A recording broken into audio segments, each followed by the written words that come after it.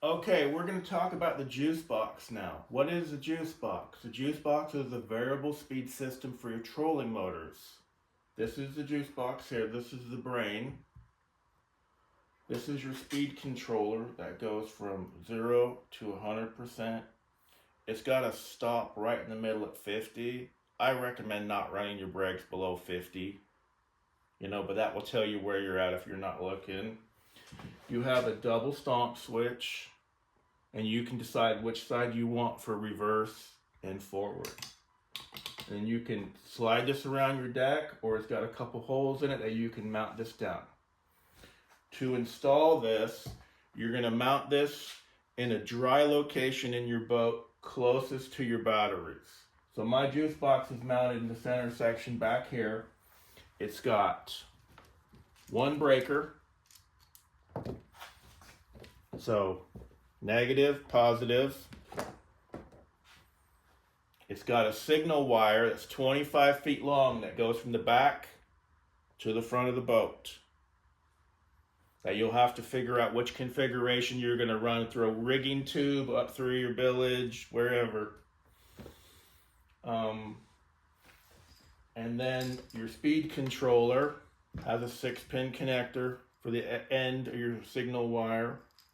These are the two 2-pin connectors that go for your stomp switches, and this is where you can switch reverse, forward, or vice versa.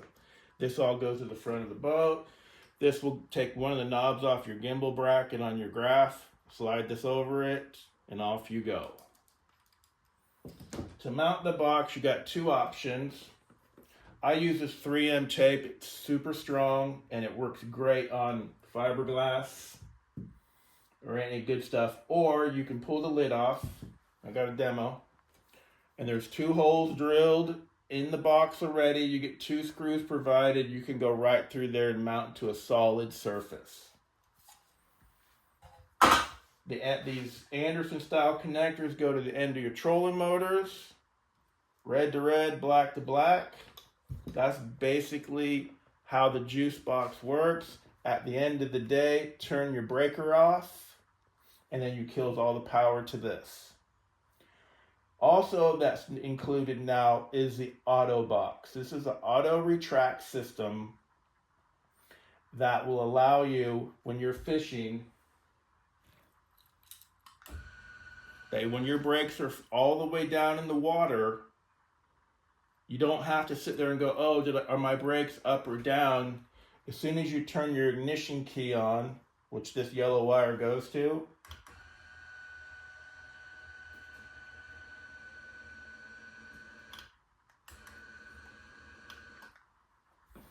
that will raise your brakes on there. So that's kind of how this works. So basically, you can hit your key fob down one time in the morning at your first stop, and then hit it up on the way back to the ramp, or you can do it when you're on the trailer. To install this the same way, it'll have 2-sided tape here, or you can bolt it on. You've got a remote box. This will have 2-sided tape on it. It's got a breaker. It will have 2-sided tape, or there's holes there. This is the important wire. This has to be installed on your ignition switch or on the power to your coil on your boat when your key's turned on. And your positive and negative have to be hooked up to your starting battery, or this wire will not get a ground from your engine. So that's kind of how the auto box system, you got key fobs, you get 2 key fobs. So you can put one away in a safe, dry location. And these two do not talk to each other. These are independent of each other. So if you want to put this on a trolling motor battery, go right ahead. Or if not, this has to be on the starting battery.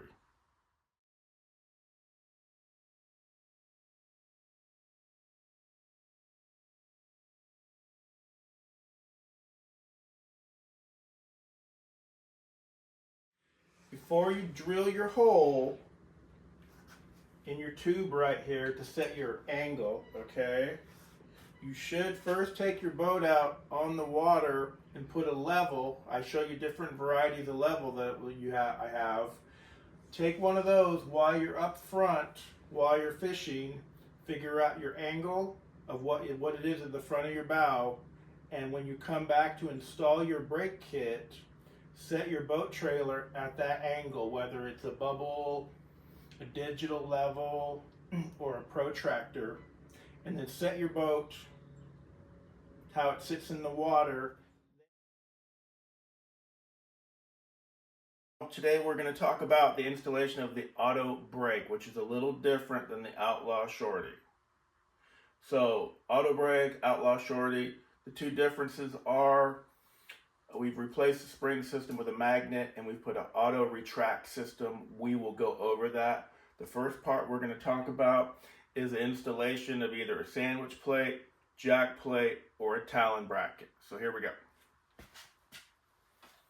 So if you don't have a jack plate on your boat or your jack plate's not situated, we've got a sandwich blade adapter, goes on in between the engine and the transom.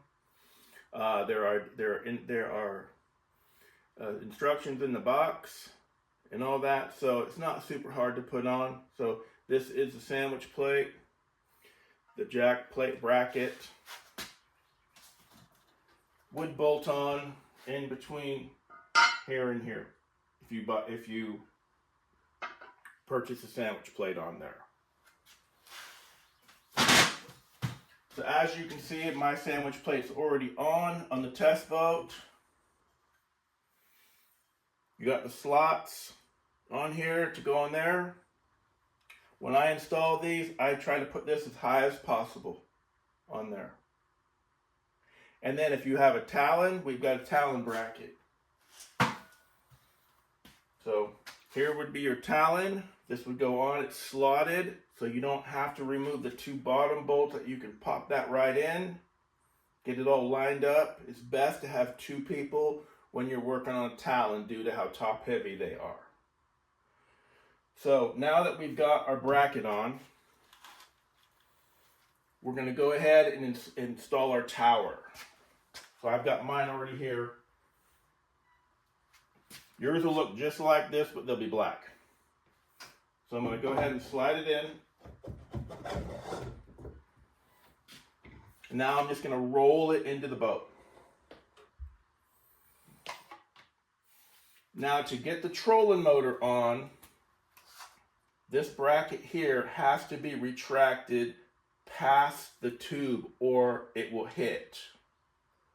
So let me grab my remote.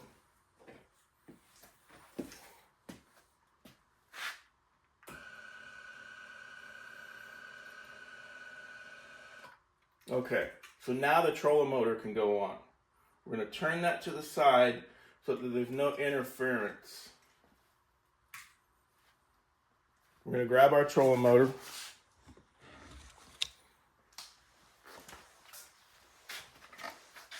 It's got a roller block and a track, kind of like a train.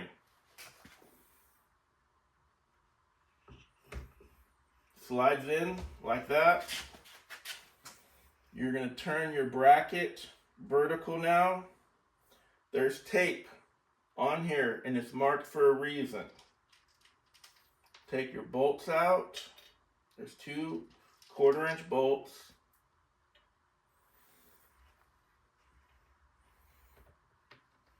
Slide it on up to your holes.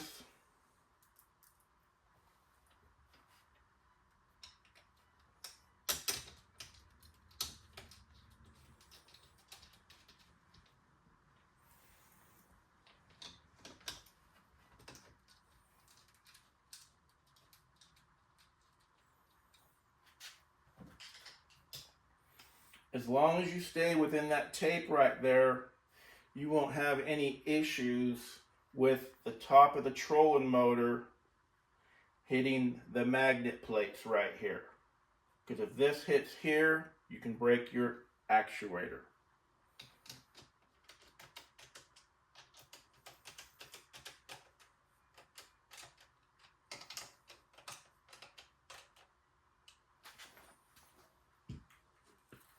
Now we're going to raise our actuator up.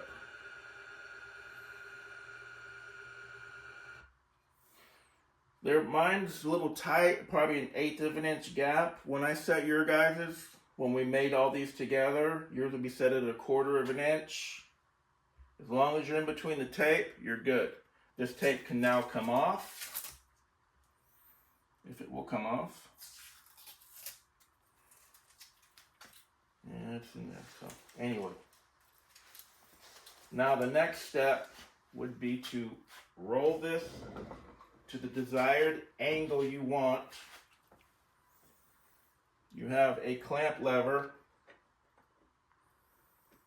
that goes in the threaded hole, and I like to have them vertical or 5 to 10 degrees towards the back of the transom. That gets the propeller completely underneath the boat, and you won't have as much cavitation. If you have your brakes sitting like this, when they turn on, the thrust from the prop is going to hit the back of your transom, and you're going to have cavitation, and you possibly could scare fish. So I like it vertical like this. So there's a hole right here that once you set your angle, tighten your clamp lever up. I supply you with a 10mm drill bit. Drill the top hole, and then once you drill the top hole, you can put some tape on your pin so it only goes in so far. Then come from the bottom and drill the bottom hole. There's already a hole in the bottom, so all you're drilling through is the tube. And that would be right in through here. After that's done, pull your pin and take your drill and go through both holes to just kind of, give it a little bit of clearance on there.